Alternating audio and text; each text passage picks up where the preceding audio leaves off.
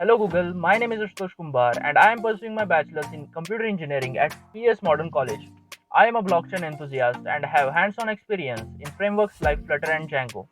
I have developed various web applications, especially using the Django Framework, and deployed them to the server. The link to those apps are provided in the description.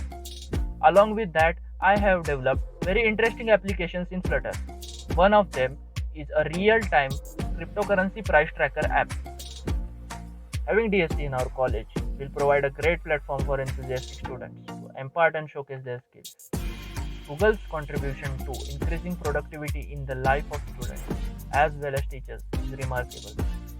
I will be grateful to the DSC on behalf of my college because I have prior experience in organizing events and also leading teams during my internship. In our college, there are a lot of students having good technical skills, but the only problem is the lack of platform. I think being a DSC lead, I can share my knowledge of web, Flutter, and few other technologies with the students by taking webinars and workshops. And also, we all students are excited and curious about the Google's amazing open source products like Angular, Flutter, Firebase, and many more. Thank you.